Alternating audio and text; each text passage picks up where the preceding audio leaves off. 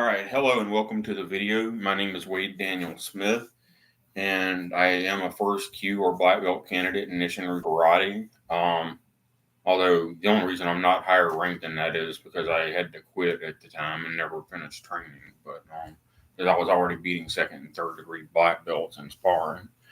But anyway, this video is about Wansu Kata, an intermediate and an intermediate version of the technique and an advanced version of the technique. Also, a MMA legal version of this submission, and then a street self defense only version of this submission. So in Wansu Kata, if I remember correctly, there's a technique called a kamai in there, which is simply it can be a strike or a block. You just kamai, all right? And it's like, well, what the heck is that really? Well, the answer is that you're not told what that is until you get into advanced techniques, all right? But the kamai, there are several different types of kamais. There can be one that circles down into the sternum, or there can be one that like becomes like a front knife hand into the throat, or you can be blocking. It can be a strike, you can be a blocking, it can be just about anything.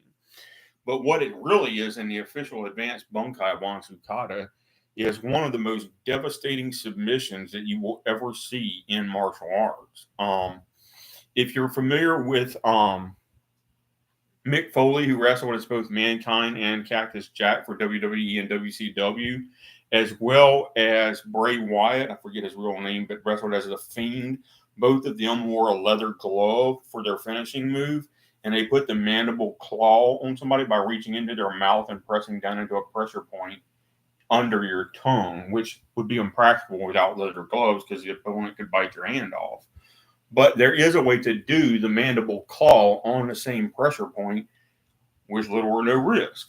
And it's this kamai. What you do is you put your thumb under the jaw and push up under the edge of the jaw right here, and it will pop their jaw out of socket at the base at the same place where the pressure point normally knock somebody out if you jack them in the jaw with a good straight punch or a good hook or uppercut.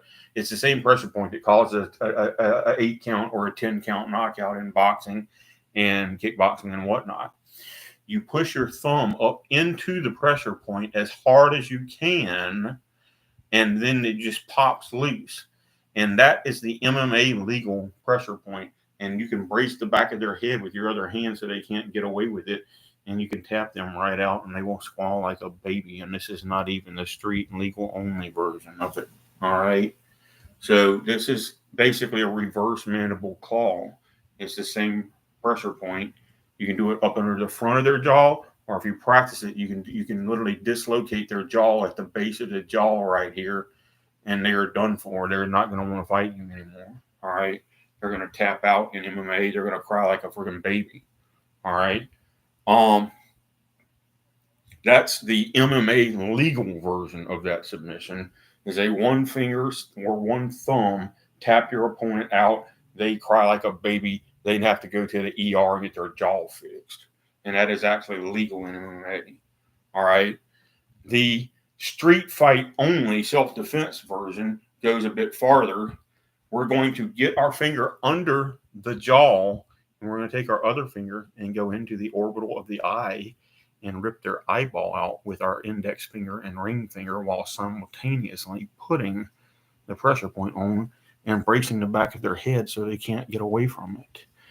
And that is in Wansu Kata, the advanced version of the kamai kamai. You're literally ripping the person's jawbone loose with your thumb and ripping their eyeball out with your index finger and your ring finger.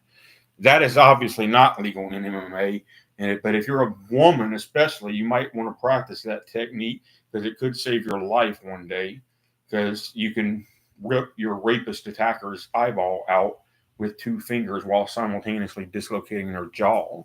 It's one of the most devastating submission moves I've ever thought about and that I've ever seen demonstrated. It's the official advanced Wansu Bunkai in the Ishinryu World Karate Federation's syllabus, and it's demonstrated by Grandmaster Michael Calandra in one of his teaching videos. It was also taught to me by my 4th degree black belt instructor.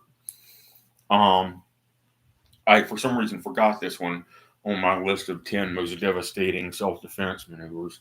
because this is going to permanently injure the person and punish them forever from attacking you. And they will never look cross-eyed at another person in their life, I can promise you. All right. And so that is the Wansu Kata. Uh, Basically, I call it reverse mandible claw and eye gouge. And I don't know what the official name of it is, but that's what I had to name it because I forgot what it's officially called. But it is the advanced bunkai of the Kamai in Wansu Kata. Uh, and it's absolutely devastating and mind numbing how much pain that's going to put your opponent in. Even the MMA legal version is going to totally disable and cripple them, and they will need to be taken to the ER. The street life or death self defense version is going to rip their eyeball out and dislocate their jaw. So they're definitely not going to mess with you anymore. And if their buddy sees you do that to them, they're not going to want to mess with you either.